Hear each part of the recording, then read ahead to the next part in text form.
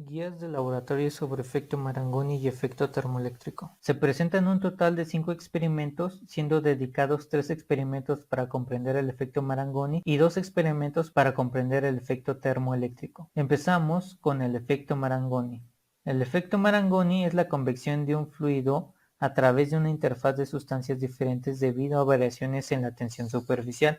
Si la variación proviene de cambios térmicos, es conocido como convección termosolutal de Marangoni.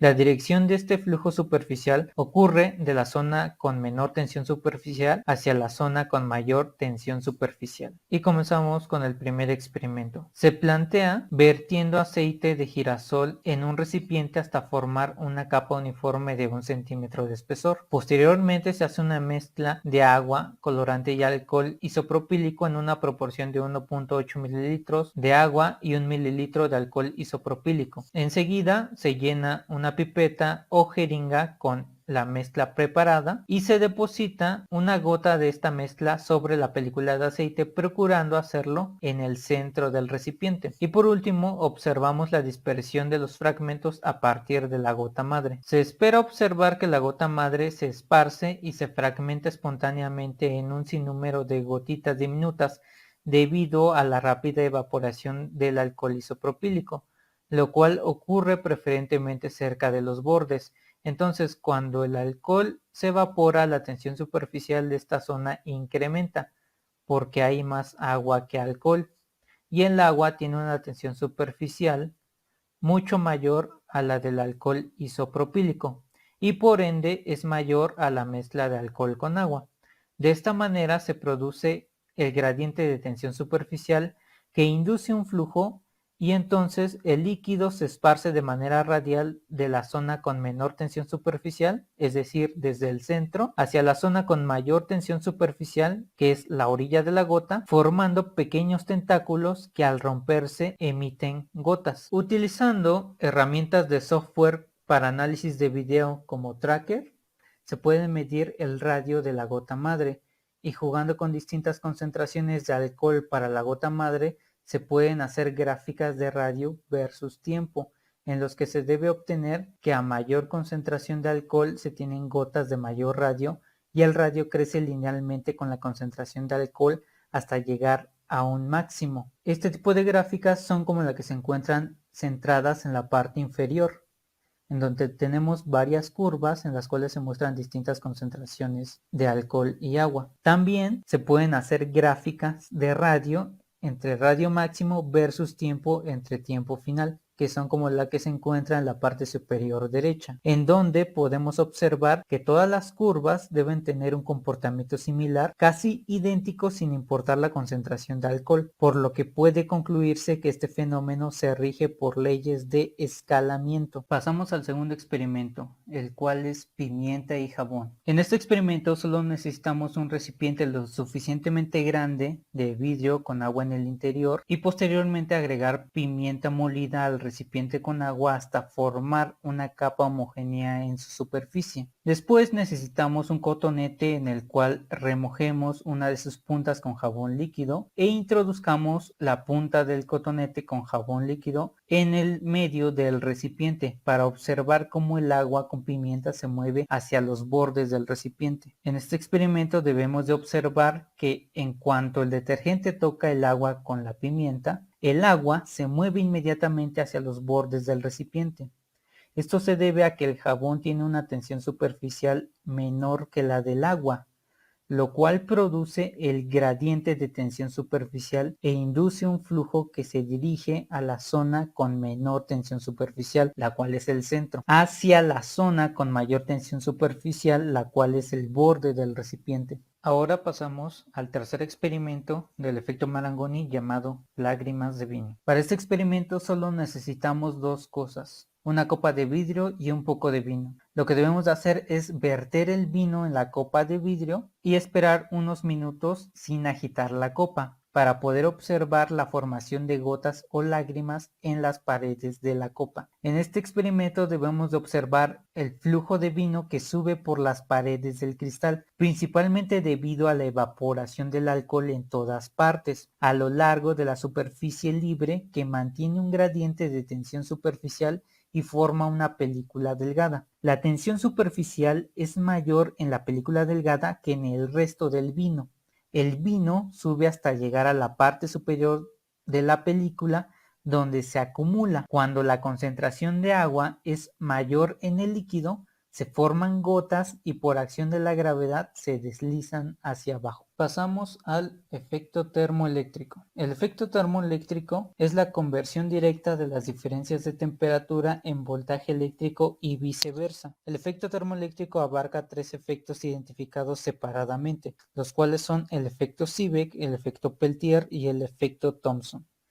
El efecto Seebeck se produce para dos materiales diferentes, un material A y un material B. Se genera una diferencia de voltaje cuando dos uniones se mantienen a diferentes temperaturas. La diferencia de voltaje es proporcional a la diferencia de temperatura y la relación viene dada por la ecuación que tenemos abajo. Delta B es igual a el coeficiente de Seebeck A menos el coeficiente de Seebeck B por la diferencia de temperaturas. El experimento que se ha realizado solamente necesita de un cable delgado de cobre de 15 centímetros, un clip de mariposa, una vela, un cubo de hielo, un multímetro y un juego de cables con pinzas de cocodrilo de preferencia. Lo que se hace es desdoblar el clip de mariposa y quitar el aislante del cable de cobre para unirlos a manera de empalme por los extremos tanto del cable de cobre como el del clip de mariposa, de tal manera que se forme un circuito cerrado. Después se debe cortar una parte de en medio del cable de cobre para abrir el circuito formado y conectar el multímetro con sus respectivos cables a las partes del alambre de cobre que han quedado separadas. Después medimos las temperaturas de la llama de la vela y del hielo con un termopar conectado a un multímetro. Se debe hacer que la llama de la vela toque el lado izquierdo del circuito en la unión de los cables y el hielo toque el lado derecho del circuito, también donde los cables están unidos. Ahora se debe realizar diferentes mediciones de la diferencia de potencial en el circuito y se debe de repetir todo sustituyendo la llama de una vela por agua hirviendo o lo más cercana posible a los 100 grados centígrados. Y se deben realizar gráficas de diferencias de potencial obtenidos en el circuito versus las diferencias de temperatura, tanto para el caso del sistema vela-hielo y el sistema agua hirviendo-hielo y analizar su comportamiento. Se debe observar que cuando se expone la unión de dos metales distintos a una diferencia de temperatura, se genera una diferencia de potencial debido al efecto Seebeck.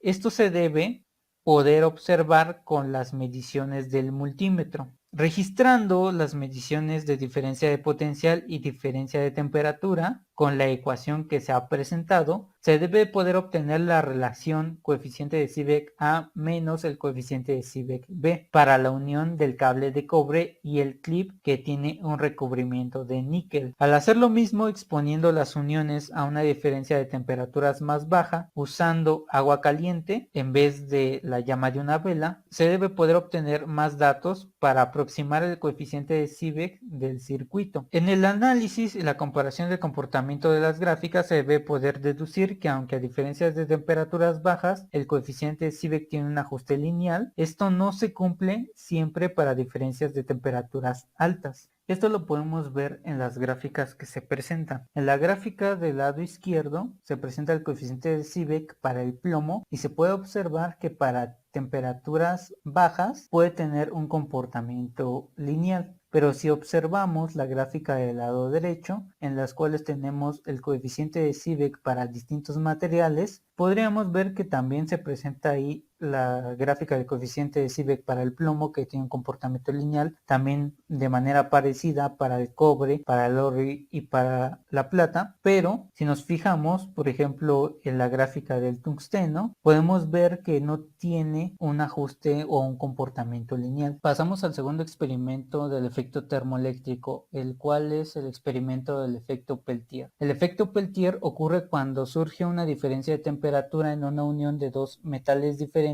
mientras que una corriente los atraviesa. En este sentido, el efecto Peltier es básicamente la observación exactamente opuesta al efecto Seebeck. El calor por unidad de tiempo Q absorbido por la unidad de temperatura más baja es igual a el coeficiente de Peltier A menos el coeficiente de Peltier B, y todo eso multiplicado por la intensidad de corriente. Dependiendo de la magnitud, el calor sale o se acumula en la unión de los metales. Para este experimento necesitamos usar el mismo circuito que se usó en el del experimento Seebeck, pero conectando una pila de 1.5 volts en lugar del multímetro. Debemos de medir la temperatura en las uniones de los metales tanto del lado izquierdo como del lado derecho del circuito. De ser posible, se deben de hacer las mediciones a la par usando dos multímetros. Debemos de observar las mediciones hasta que se agote la batería. Una vez que se agote la batería, debemos de cambiar la pila por una nueva y esperar 30 segundos y registrar las temperaturas en los extremos. Después de realizar las mediciones de temperatura, se debe de desconectar la pila del circuito y se debe de medir su voltaje con el multímetro. Se debe colocar de nuevo la pila en el circuito y se deben tomar de nuevo mediciones de temperatura en las uniones de los metales. Cuando la energía de la pila se agote, debe de cambiarse por una pila nueva y se deben de repetir los pasos anteriores. Añadido a esto, se debe de realizar todo el experimento de nuevo con una pila de 9 volts y con todos los datos obtenidos se deben de hacer gráficas de diferencias de potencial de cada pila de 1.5 volts versus diferencias de temperaturas del circuito, y también se deben de comparar estas gráficas con las gráficas de diferencias de potencial de una pila de 9 volts versus diferencia de temperatura en el circuito. En este experimento se deben de poder observar varias cosas, como por ejemplo que al inducir una corriente eléctrica en un par de metales unidos por los extremos cuya temperatura inicial es igual en todas partes, uno de los extremos unidos comenzará a aumentar su temperatura mientras que el otro extremo comenzará a disminuir. Esto debe poder observarse con las mediciones de temperatura del multímetro. Es por esto que se recomiendan dos multímetros en este experimento, para poder tener ambas mediciones de temperatura al mismo tiempo. Se debe de poder notar el efecto Joule